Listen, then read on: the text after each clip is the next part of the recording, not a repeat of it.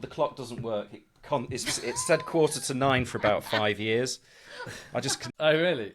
So are you video filming it as well then? video filming. Well, yeah. Filming the You know video. all the technical words. You know the technical films, mate. It's very technical. Just cut down with the jargon, will you?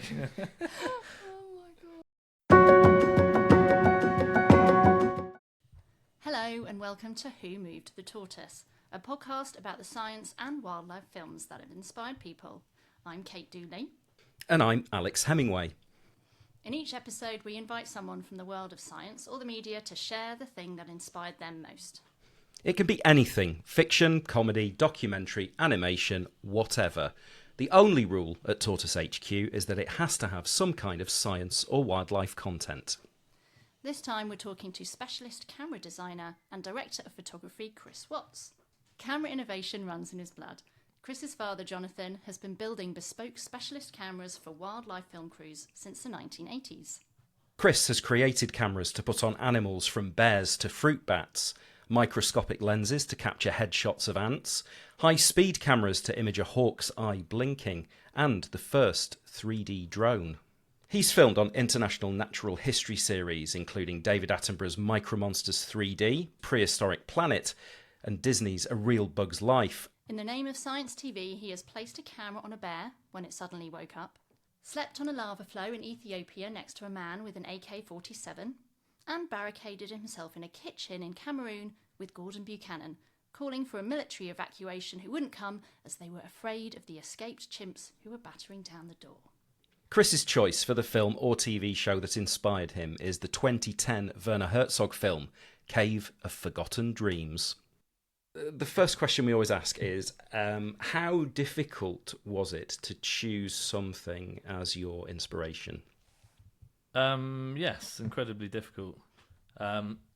I found it quite hard to pin down to kind of one thing. And for me, filming's very much sort of been a thing I didn't necessarily plan to go into. Yeah, so growing up, I didn't really have kind of programs or anything that I kind of idolized. I wasn't really thinking, oh, I really love that, or the process of like how the stories are told. And like growing up in a household where filming was going on all the time, the bit I saw wasn't really the finished programs. It was very much the process. So it was like how things were done, how people were working together, and all the kind of behind the scenes things. So in a way, like my inspiration probably came more from that side of things. What was your dad working on at the time? What kind of things was he filming? What did you walk into when you came home from school? So my kind of earliest memories was things like the Really Wild Show. And there was a section with a new presenter called Nick Baker, and it was Baker's Basement.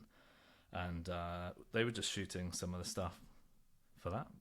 And I would come home from school and I would see them kind of filming various bugs and things. And there was one time I kind of was sat with them and they were filming a praying mantis. And I remember my dad letting me have a bit of a go on the camera and got a shot of this praying mantis. I mean, it's literally like a portrait shot. I'd done nothing. Everything had been set up and lit. But I think that shot actually got into the program, and that was quite a big moment as a kid going, oh yeah, like, you know, you can see that you do that and you put that there and, you know, and it goes on the telly box, and that's quite exciting.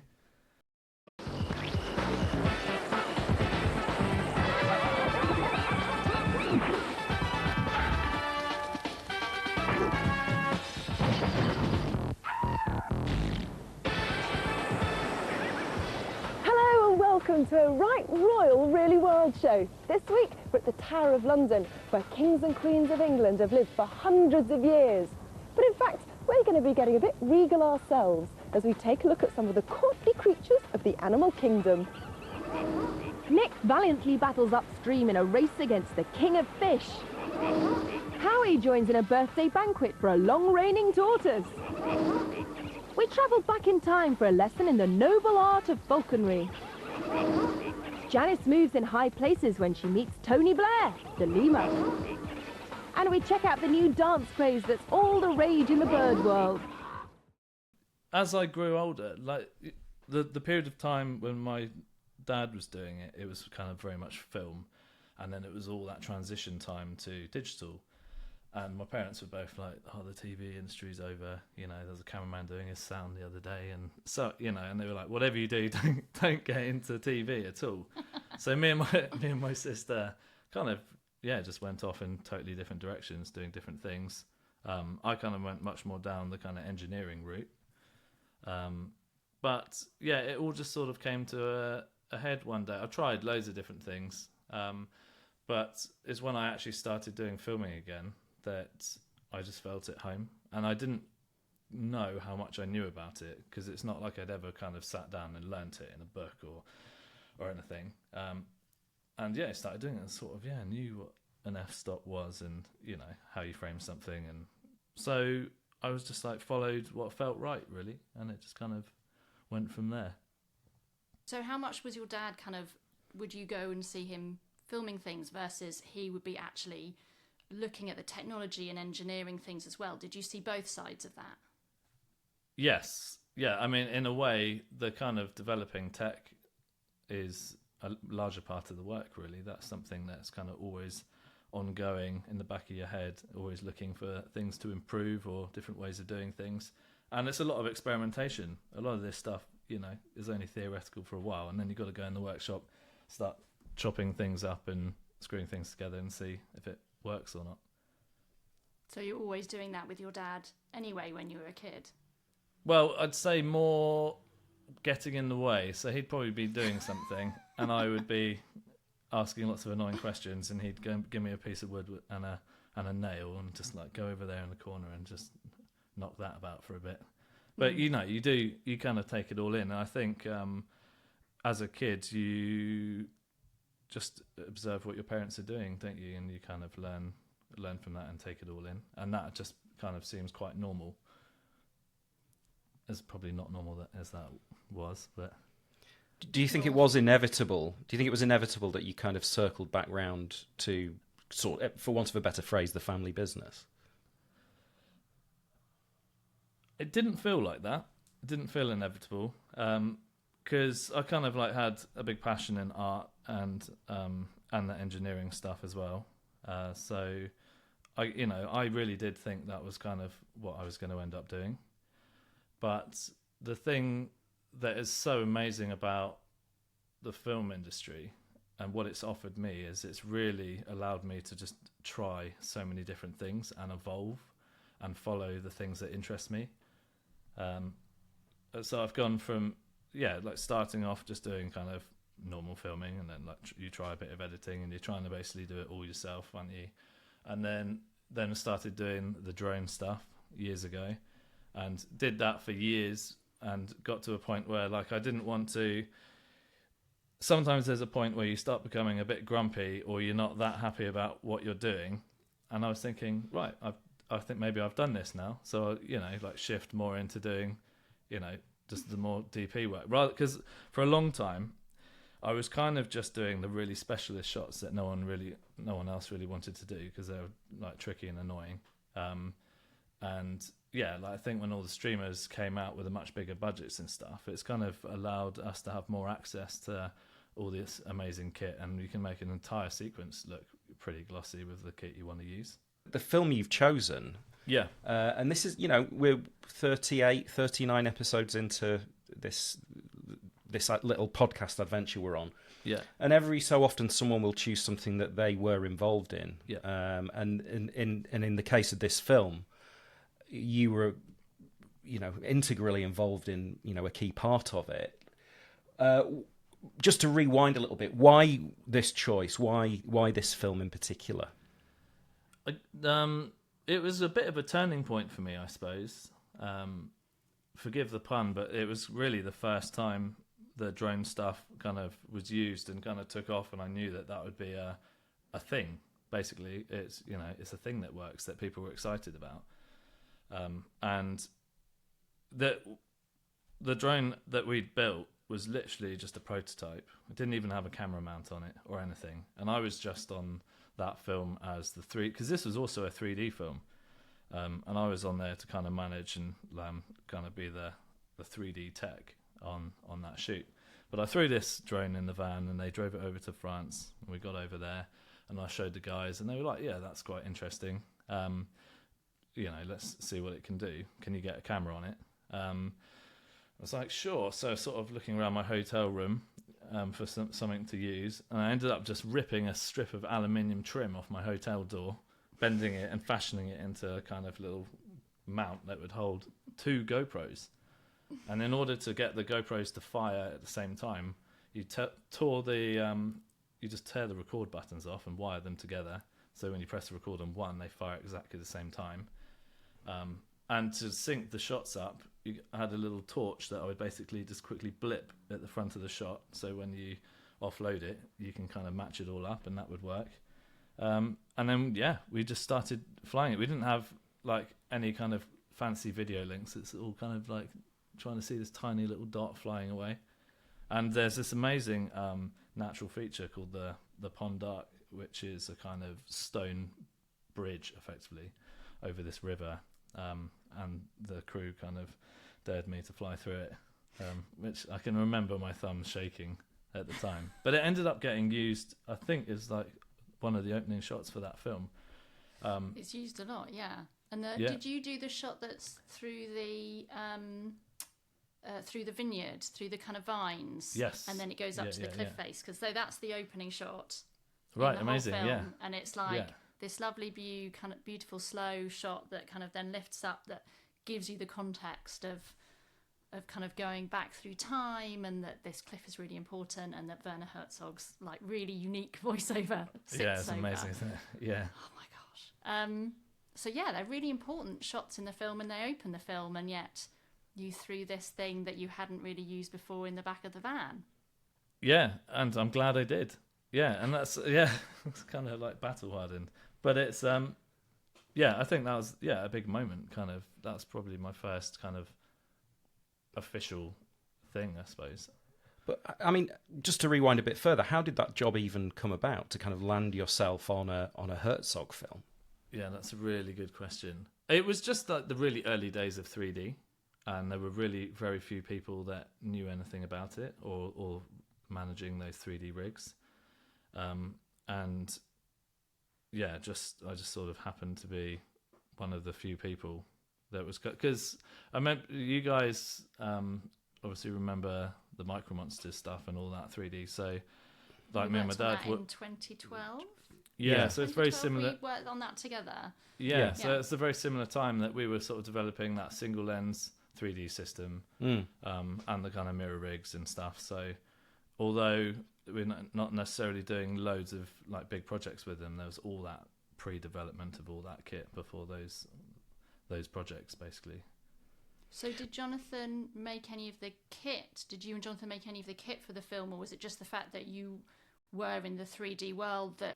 Yeah, so, well, this was the thing, right? So we were trying to get 3D in the caves, and they're obviously really cramped and tight.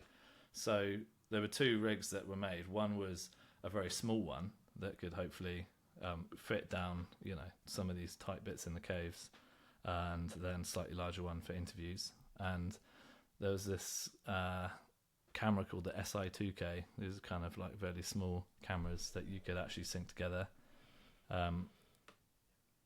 So that was it. They were kind of like bespokely made for that project. Amazing. And obviously it's the 2 cameras, one for each eye, that then you can sync up to make it look 3D in post. Yeah, and I think, yeah, exactly, yeah, hopefully, if it's all worked. But a lot of it, they actually ended up just having 2 cameras bolted together on a bar for like the ultimate smallest package. For people who are listening who don't really know kind of the ins and outs of how you shoot stuff in 3D, sure. If we're going back to those days, what are the key challenges that make filming in 3D different to filming conventional 2D? So from a logistics kind of angle, you're dealing with an extra camera, twice the amount of data. You have to get these cameras perfectly lined up. So you don't want like horizontal shift or twist, because it just hurts your brain to kind of work it out. So you have to have a rig which gives you very fine control of the separation of the cameras and the angles. And they end up being quite big, these rigs. It's a lot more stuff. So that kind of works against you when you're trying to move a camera nicely or get it into a position, especially when you're trying to film things that are small, because you've got this huge box casting a massive shadow over your subject. So yeah, I mean, it was quite frustrating and annoying, but some of the results, could be amazing. But from a shooting point of view, I found that the 3D almost becomes like an extra element to your composition.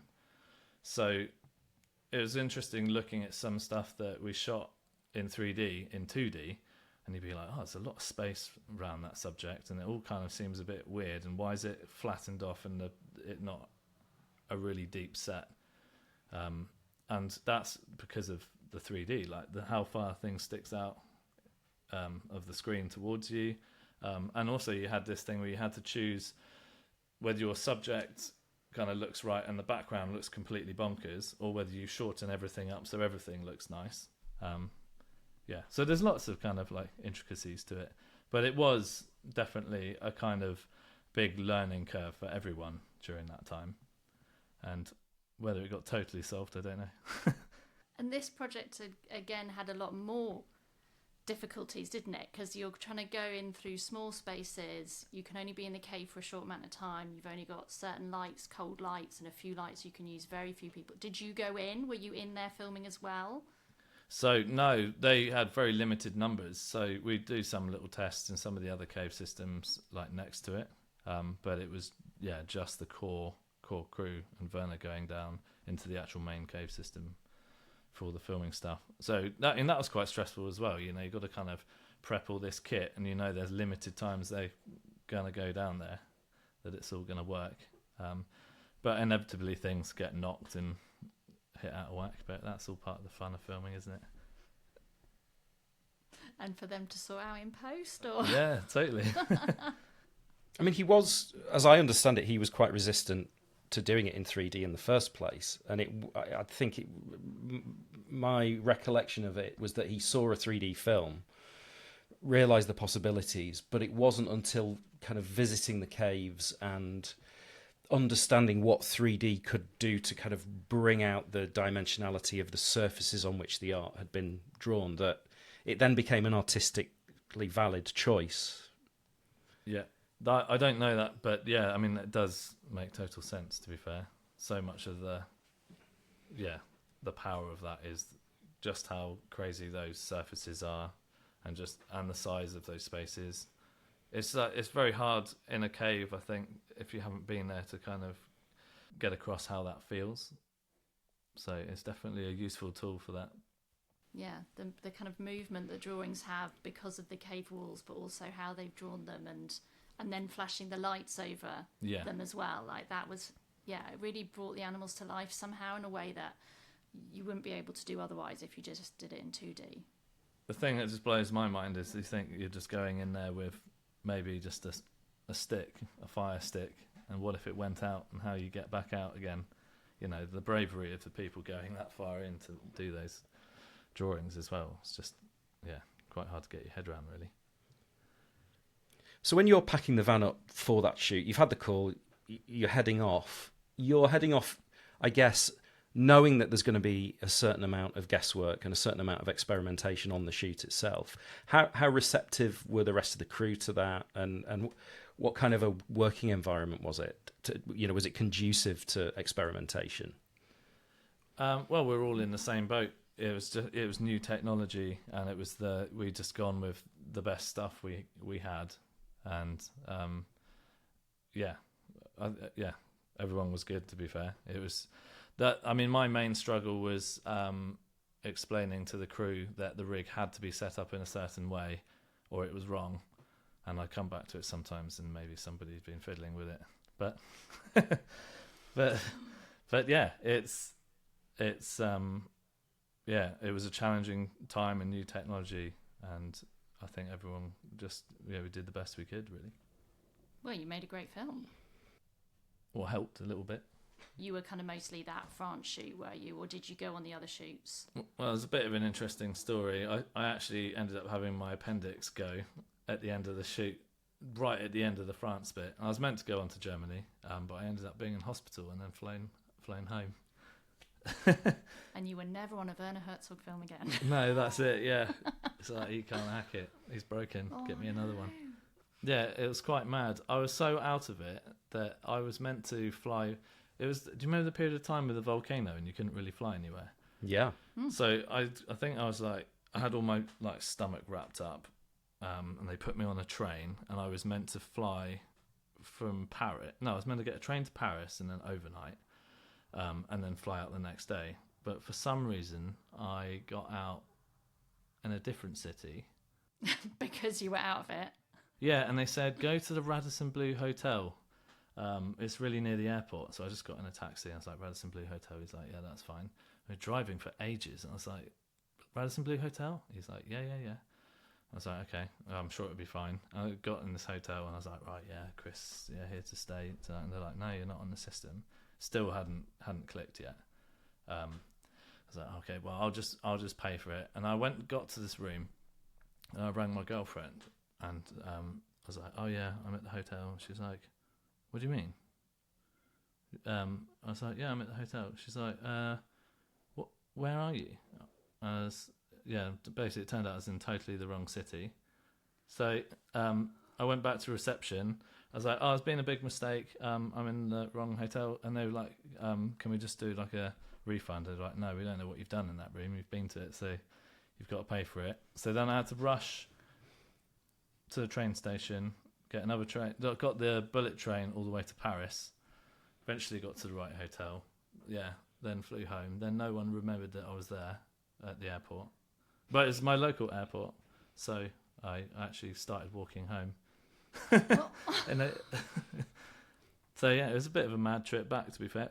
Or like this after having had your appendix out, like Yeah, how many yeah. hours ago? Yeah, well, I was in overnight, but it was quite, yeah. So the next day, that's dedication. The next day you were like on the bullet, on the train to get the plane, and then, oh my God. The next morning, yeah. I mean, I'm quite glad you didn't go, because that is quite a lot, Chris, to do. Like the next day after having your appendix out. Yeah, it wouldn't have happened. I don't think they'd have wanted me there, to be honest. Give us a sense of how far has tech moved on since that shoot? Where are we now with 3D? I guess both in terms of how in vogue it is, and then like the gear that you have available to do it. Well, there's the VR thing now, isn't there? Which is quite interesting because it kind of encompasses all of your vision, whereas before we were kind of doing everything in a box, so you're still very aware of yourself in a room looking at something.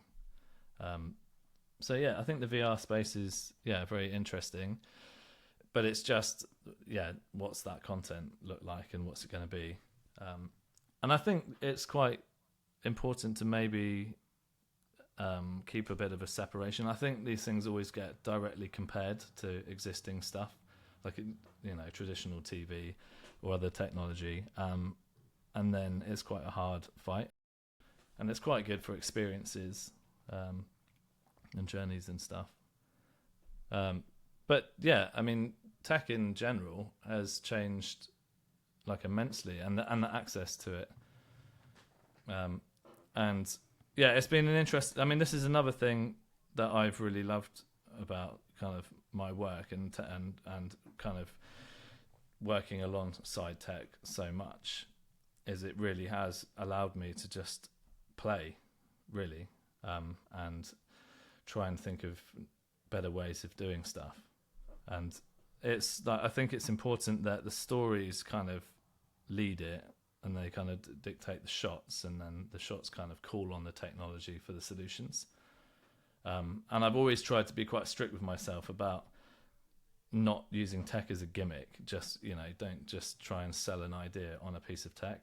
To a point you can, but the language of storytelling hasn't really changed just because, you have a new piece of kit. Hopefully that will just allow you to do it quicker or faster or more efficiently, to the point that gives you more thinking space for maybe lighting it a bit better, or just having that one extra conversation with the director about, is there a better way of doing this, or something. So that's, I think that's been a major thing for me with the tech. And how much do you still get the opportunity to kind of bolt stuff together or try and build something new, or get onto your engineering bench and design a solution to an issue? How much is that still a part of what you do? It is absolutely, yeah, every day. It's like I can't not be thinking about something constantly, like what we can do, improve. Sometimes they're really small things, sometimes they're really big things. But it's, yeah, I mean, that's what gets me excited about getting up every day, really, and going onto a shoot. It's like, oh, we can try this new widget or this new thing or this new lens, and see what it gives us.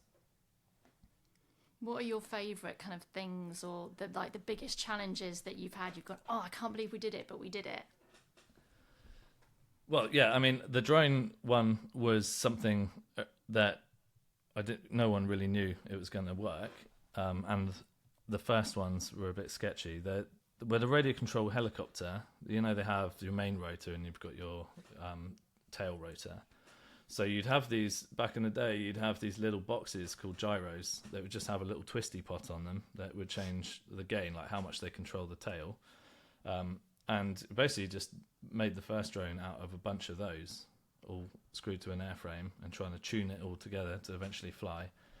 Which it did, but it was all a bit sketchy. And it's just, yeah, eventually that kind of got there. But that was, partly inexperience in my age and things taking a long time. But there's so many things. Like one of the like weirdest things was having to make this robo hair. So it was a BBC Earth thing called Superpowered Eagles. And we made a robotic hare, which is basically a radio-controlled motorbike covered in fur with a 360 camera on the back of it, that would blast down this mountain in Scotland with the eagle chasing it, so the guys could kind of like observe from the prey's perspective, kind of what the eagle's actually doing. But I remember being in my workshop, I just 3D printed this big plastic rabbit head that's stuck on a motorbike, and then I glued all this fur over it, and I had beard trimmers. I was completely on my own. There's no one else around. I'm just like crying with laughter, just shaving into this rabbit, going like, "How have I ended up here, like doing this?" But yeah, it was good fun, and yeah, we did. There's been quite a few different types of drones, like super small ones on tiny. We made like to try and mimic insects. That literally we were flying between the flowers in a meadow. And then we did a prey drone, which was like a guarded drone with a lure on the back that got chased by a peregrine. And again, it was like air to air. We would go into a free fall dive with the peregrine falling behind us. Some of that stuff was really cool. We've made cable cams that are like super fast.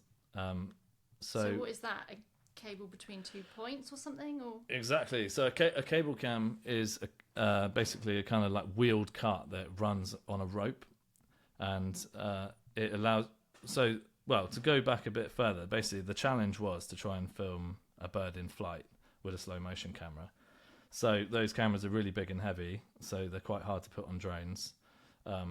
And you tend to be flying kind of in woods, or for this particular one, it was flying in woods. It's confined spaces, so dangerous for drones, dangerous for birds. So the cable cam kind of seemed like a sensible solution. But these birds that give you the goshawk especially, gives you hardly any warning when it's going to take off. And you have to basically be up to speed, ready to film. You get a section of a couple of seconds where you're speed of it, and then you've got to start thinking about slowing down.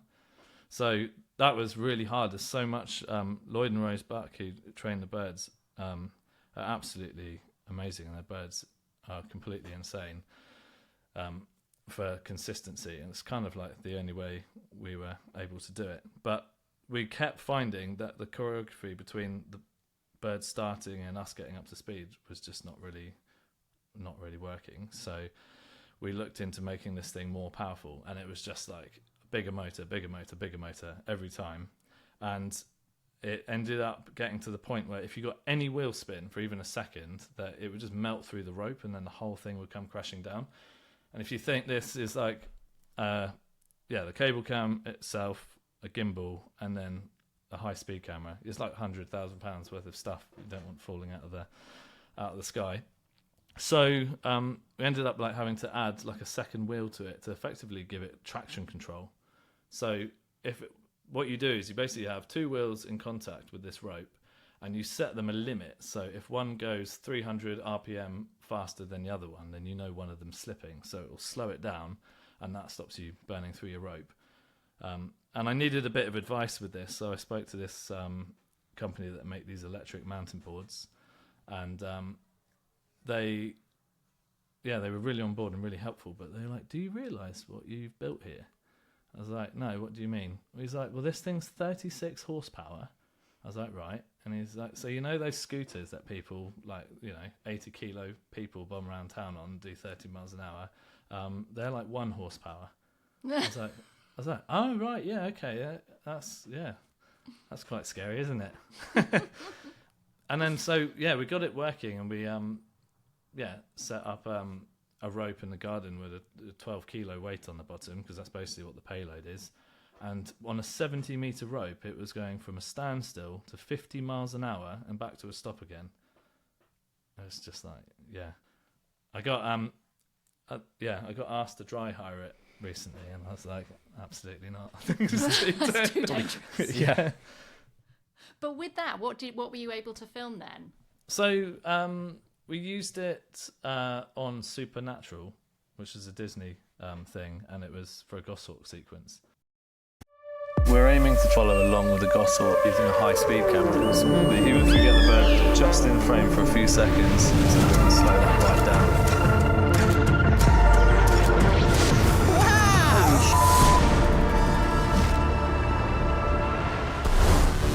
Alright, coming back in. So today we'd be using a cable cam system, and the idea is that we can get really good speed with a lot of control to actually follow along with the Goshawk. There's an awful lot that has to fall into place. We need the bird in the right place, the camera has to be framed right, and we have to get it all in focus. I'm going to focus the camera by spinning this wheel here. Everything happens so quickly that I have to kind of almost build it into muscle memory. Looking great. 3, 2, 1. That's awesome. Oh, wow! And then it all just comes together.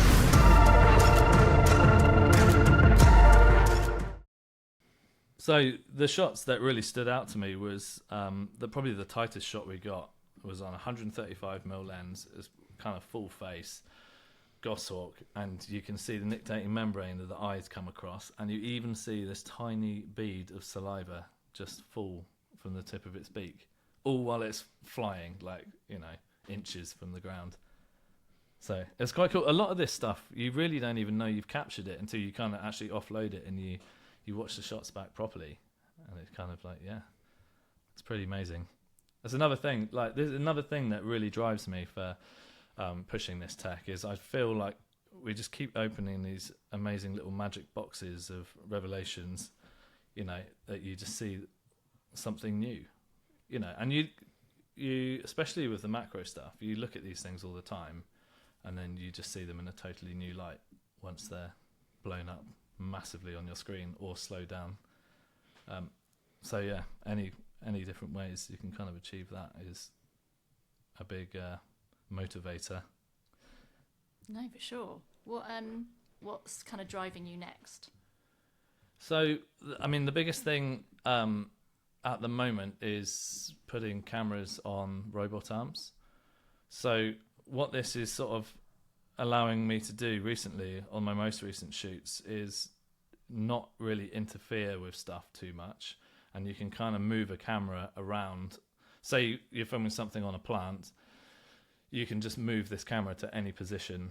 You can roll the horizon, or push in, push out, and beforehand you're jumping between tripods, sliders, and jibs, and also or like standard Moco rigs, and they're huge. They're huge re-rigs, and you lose hours, and sometimes you're kind of like going to upset the behavior.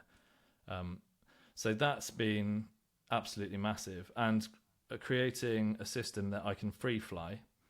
So when I say free fly, I'm basically controlling the arm live, and all those kind of gears of flying drones is a transferable skill. So I've set the camera on the robot arm to be all the same controls, So I feel like I'm just flying a mini drone around a little macro world. So that's really powerful. But then we have all the functionality of program moves as well on top of that. And there's a hybrid of that as well, where you can kind of like do a program move, and then once it comes to an endpoint, you can start free flying out of that at the end. But I'm finding now that really it's kind of like building a toolbox of lots of different tools, and it's the way these things all work together.